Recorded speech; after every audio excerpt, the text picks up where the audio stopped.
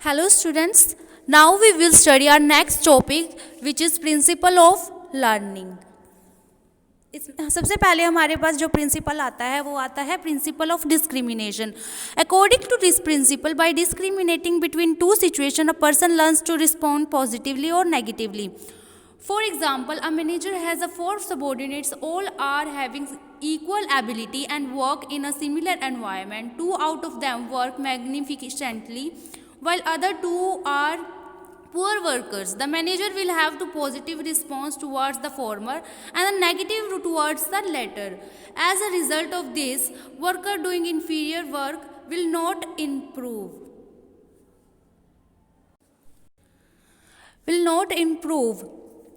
इससे क्या होगा कि जैसे चार पर्सन्स हैं, अगर वो दो अच्छा काम कर रहे हैं और दो खराब काम कर रहे हैं तो उनका जो मैनेजर होगा दोनों के साथ अलग अलग तरीके से बिहेव करेगा. एक के साथ वो पॉजिटिवली बिहेव करेगा, दूसरे के साथ वो नेगेटिवली बिहेव करेगा. तो इससे क्या होगा कि जो दूसरे वर्कर्स हैं जो नेगेटिव वर्क कर रहे हैं, जो अच्छा काम नहीं कर रहे हैं, उनके वर्क में इम्प्रूवमेंट अगर वो ऐसे नहीं करेगा तो इम्प्रूवमेंट नहीं होगी. As a result of this, worker doing inferior work will not improve.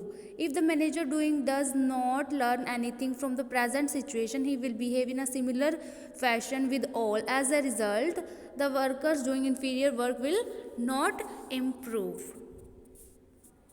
Next हमारे पास आता है principle of generalization. Principle of generalization क्या कहता है? According to this principle of generalization, the to situation take place in future. The response of the person happens to be the same as was case in the earlier situation. He look at both situation as being similar. In other words, the generalize the situation.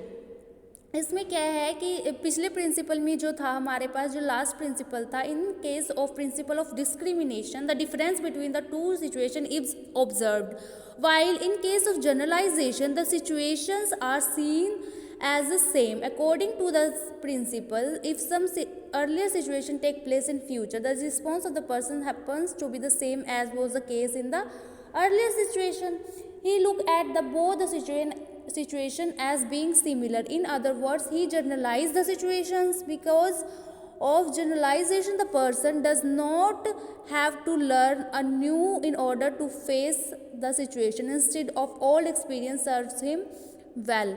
इसमें हमें बताया गया है कि situation जो पहले थी वो अलग अलग थी, मतलब दोनों में हमने डिस्क्रिमिनेशन कर दी थी. बट इसमें क्या है, दोनों में सिचुएशन सेम है और पर्सन्स वही हैं.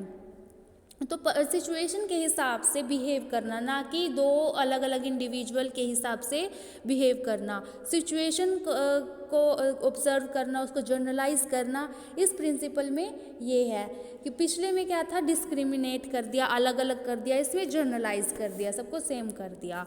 नेक्स्ट प्रिंसिपल हमारे पास आता है principle of extension. According to this principle, if the response is not connected to the result, the response becomes extinct. For example, if a manager appreciate the work done by the subordinate, give them to motivate them, the desire to learn will be sharpened in them. On the contrary, their willingness to learn will gradually become disappear or extinct.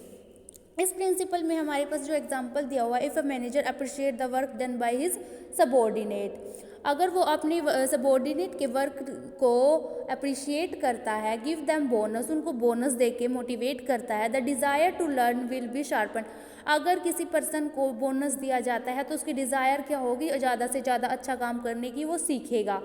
They will learn more and more work better. On the contrary, if the work done by the subordinate is not related to the result, their willingness to learn will gradually disappear or become extinct. कि भी या तो अगर उसको उसके काम के लिए अप्रिशिएट नहीं किया जाएगा या कोई बोनस नहीं दिया जाएगा तो क्या होगा, उसके काम को करने की जो विलिंगनेस थी वो डिसअपियर हो जाएगी, एक्सटिंक्ट हो जाएगी. As a result of the efficiency will suffer, और पर्सन की एफिशिएंसी सफ़र करेगी.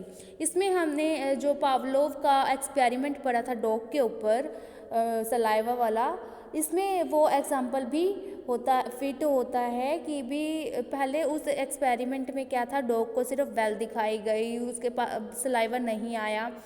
फिर उसके बाद मीट दिखाई गई तो सलाइवा आया, और उसके थर्ड टाइम में जब मीट दिखाई गई और बेल भी बजाई गई तो अब भी सलाइवा आया।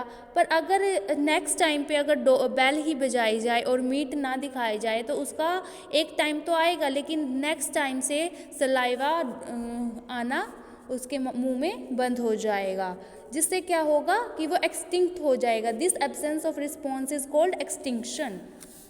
नेक्स्ट हमारे पास आता है principle of spontaneous recovery. This principle is linked with the principle to extinction. According to this principle in the position of extinction the learn response is not completely extinct but instead of is suppressed. The principle shows that when after some interval when the response is associated with result, its effects start become apparent. इसमें क्या है कि इस principal में हमें बताया गया है कि जो ये इसका जो बेस है एक्सटिंक्शन का ही बेस है। According to in the position of extinction the learn response is not completely extinct, but इसमें क्या होगा, कम्प्लीटली एक्सटिंक्ट नहीं होगा पर सप्रेस्ड हो जाएगा, दब जाएगा।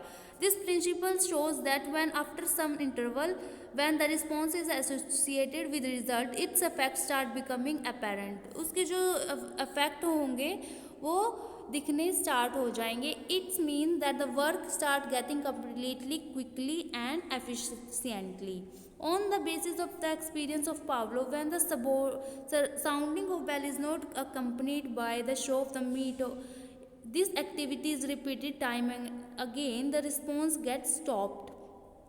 But after some days, when only the bell is sounded in front of the dog, he learned activity get refreshed and start dropping saliva only on the sounding of the bell. Next हमारे पास आता है principle of effect. According to this principle, a person learns something on the basis of the effect of the activity. The effect of the activity is either satisfying or not satisfying. If the effect happens to be satisfying, the person learn that activity and repeat it. On the contrary, if the effect is not satisfying, the person does not learn. वो ये जो principal है ये effect based principal है। इस principal में क्या होता है कि एक the effect of the activity, कि अगर किसी एक्टिविटी के कोई इफेक्ट होता है या तो वो सेटिस्फाइंग होगा या नॉट सेटिस्फाइंग होगा। If the effect happens to be satisfying the person learn that activity and repeat it. On the contrary, if the effect is not satisfying, the person does not learn it and neither does he repeat it. Therefore, learn some activity because it gives him satisfaction. Next हमारे पास आता है principle of readiness. According to this principle a person can learn when he is physically and mentally ready to learn. When he is ready to learn without any pressure from outside, only then learning becomes possible. Readiness strengthen his resolve to learn. कि जब उसके बाहरी किसी चीज़ का effect नहीं होता उसके ऊपर, तब वो जो उसकी फिजिकली और मेंटली वो खुद रेडी होता है, वो तभी सीखता है जो वो अंदर से खुद रेडी होता है. He is ready to learn without any pressure. बिना किसी प्रेशर के जब वो सीखता है तब ही लर्निंग पॉसिबल हो सकती है. आप किसी भी पर्सन को ज़बरदस्ती कुछ भी सिखाने की कोशिश करें तो वो नहीं सीखेगा जब तक उसकी खुद की विलिंगनेस नहीं होगी, वो खुद से रेडी नहीं होगा. ये प्रिंसिपल इस पे बेस्ड है. नेक्स्ट हमारे पास आता है seventh principle of experience. According to this principle, if an activity learn by an individual is repeated, it gets strengthened. This principle is based on the fact that if the learned activity is repeated time and again, it strengthens and it gets fixed in the mind of the learner. This principle is based on the fact that practice makes a man perfect. जो practice है वो एक man बार बार practice करने से किसी चीज़ की कोई भी चीज़ हमें अच्छे से आ जाती है. ठीक है. According to this principle, if an activity learn by an individual is repeated, अगर कोई एक्टिविटी बार बार करी जाए, उसकी एक्सरसाइज की जाए, उसकी प्रैक्टिस की जाए अगेन एंड अगेन, तो वो हमारे माइंड में स्टिक हो जाती है, जिससे हम उस चीज़ को के बारे में फिक्स हो जाते हैं, सीख जाते हैं और वो एक स्टिल हो जाती है माइंड में। तो ये प्रिंसिपल उसी पर बेस्ड है कि practice makes a man perfect. इसके साथ हमारे प्रिंसिपल यहाँ पर ख़त्म होते हैं। नेक्स्ट हम पढ़ेंगे लर्निंग एंड ऑर्गेनाइजेशनल बिहेवियर, या सिग्निफिकेंस ऑफ लर्निंग भी हम इसको बोल सकते हैं। Useful for reducing absenteeism, learning can be used to remove the habit of absenteeism among the people. For example, there was large scale absenteeism among the employees of a company. How to meet this situation was a worrisome question for the manager. The latter worked out a scheme. According to this scheme, any employee who registered his attendance up to a certain level will given a lottery ticket. On this ticket, he will be rewarded. As soon as the scheme was launched, improvement in the attendance of the employees were clearly visible. उनको जो ticket का reward दिया गया कि जो जल्दी आएगा उसको टिकट दिया जाएगा लॉटरी का, तो उससे वो रिवॉर्डेड होंगे। तो उस रिवॉर्ड को पाने के लिए वो क्या हो गई, ज़्यादा से ज़्यादा एब्सेंट होना बंद हो गई, रिड्यूस हो गया एब्सेंटिज्म रेट। नेक्स्ट हमारे पास useful for discouraging paid leave, paid leave को डिस्करेज करने के लिए भी कुछ लोग पेड लीव ले लेते हैं, उसको भी डिस्करेज कर दिया जाता है by the help of learning. By practicing learning the habit of taking more than required number of sick leaves by the employees can be checked. Often we find that organizations pay their employees some fringe benefit in addition to their fixed remuneration. Main among these benefit is sick leave with pay. It is also seen that employees misuse these leaves on the context of sickness. Rate of employees attendance is high in those organizations where no such benefits exist. जिन organization में इस तरह के paid leave नहीं दी जाती वहाँ पर क्या होता है, अटेंडेंस क्या होती है, पूरी होती है और पेड लीव्स नहीं होती। नेक्स्ट हमारे पास आता है useful for training programs. On the basis of learning useful training programs can be chalked out. According to social learning theory, people learn by imitating others. During the course of training, trainees keenly watch their trainers doing their work. Watching keenly his activities, the same are imprinted on their mind. वो उनसे सीख जाते हैं, जो उनके trainer होते हैं, जो उनको ट्रेनिंग सिखाते हैं। ट्रेनीज जब उनको देखते हैं वो वर्क करते हुए तो वो उनको इमिटेट करते हैं, तो उनसे वो लोग सीख जाते हैं। This system is often practised on lower level employees. Next हमारे पास आता है useful for developing mentor program. Like training program, benefits of learning can be reaped by developing mentor program. In this case also social learning theory holds good as under training program. Mentor program is useful for managers. Under it, the senior manager plays the role of model and idol. He advises subordinates how to go ahead crossing all hurdles. इससे क्या होता है कि learning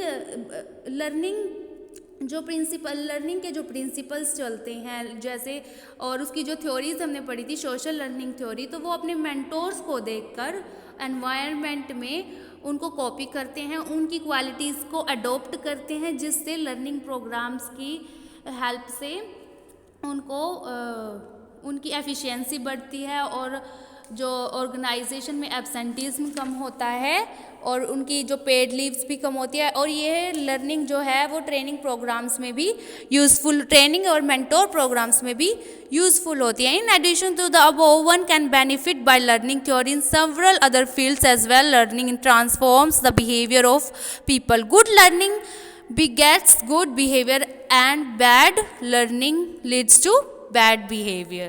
इसके साथ हमारा ये chapter ख़त्म होता है। और अगर आपको इससे रिलेटेड कोई भी डाउट है कुछ भी, तो आप मैसेज करके पूछ सकते हैं। ठीक है बच्चों, थैंक्स फॉर द वॉचिंग।